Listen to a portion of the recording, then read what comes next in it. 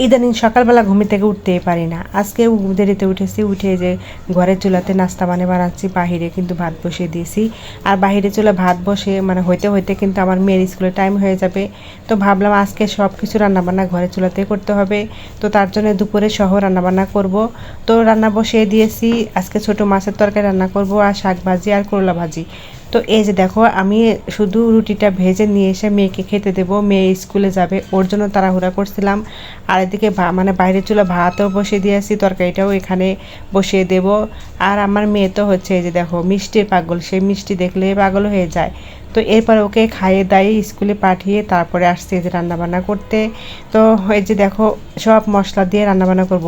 তো এই যে তোমাদের ভাইয়া একটা জিনিস কি জানো, ছোটো মাছের তরকারি আমার কাছে হাতে মেখে ভাল লাগে, কিন্তু আমাদের ভাইয়া হাতে মেখে তরকারি খাবে না। তো তার জন্য এই যে মশলা কষিয়ে তরকারিটা কষিয়ে তারপরে ঝোল দিয়ে তারপরে উপর দিয়ে কিন্তু মাছ দিয়েছি। আজকে চেলা মাছ দিয়ে রান্না করব। তো তরকারিটা রান্না শেষ করে নামিয়ে রেখে তারপরে যে করলা ভাজিটা করে নিয়েছি, এরপর শাক ভাজিটা করব। তো এরপরে যে রান্নাবান্না শেষ করে আমি আসছি খেতে। তো ভটকা মরা একটা মিষ্টি নিয়েছি, মিষ্টি নিয়ে আমি একটু রুটি দিয়ে খাবো। তো রুটি বেশি একটা খাই না, তো ঝটপট রুটি বানাইছি, একটু নরম নরম হয়েছে। আমার কাছে আবার নরম রুটি ভালো লাগে না, একটু শক্ত টাইপের রুটি হলে ভালো লাগে খেতে। তো যাই হোক, খাওয়া দাওয়া শেষ করে নিয়ে এই যে দেখো বিছানাপত্র কিন্তু গুছাই নেই, আজকে ঘর দোর পরিষ্কার করি নেই। ভাবলাম এর ফাঁকে একটু ঘর দোরগুলো পরিষ্কার করে নিই। আর আজকে যেহেতু আমার পঙ্খিরাজে বসবো, তো পঙ্খিরাজে বসার আগে তো আমাকে ঘর দর পরিষ্কার করে নিতে হবে। এরপর পঙ্খিরাজ থেকে উঠে যখন আবার এলোমেলো হয়ে যাবে। তো পঙ্খিরাজ বদলাচ্ছে কী জন্যে জানো, আমার সেলাই মেশিন শখ করে একটা সেলাই শখ করে সেলাই কাজ করছিলাম, শিখছিলাম আর কি। তো সেই কাজটা কিন্তু এখন আর একদমই করতে ইচ্ছা করে না।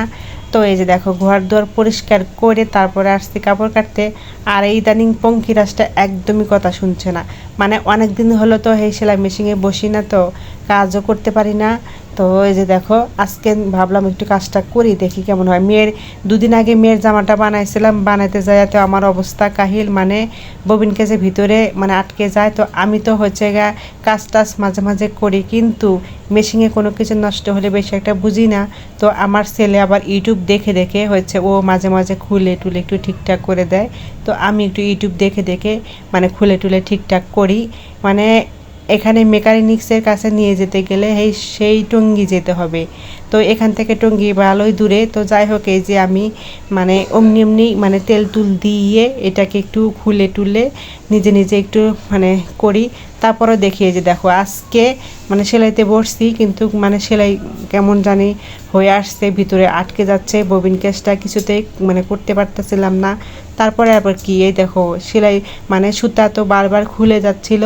এরপরে যে কি আমি তো এই যে চোখে দেখি না, এমন অবস্থা হয়েছে আমার, চোখে দেখতেছি না, কালো কাপড়ে তো চোখে পড়েই না, পরে আর কি করাই যে গুতাগুতি করে কিন্তু শুয়ে সুতা দিলাম, দিয়ে এই যে দেখো এখন দেখি করতে পারি কি না এরকম গুতাগুতি করে।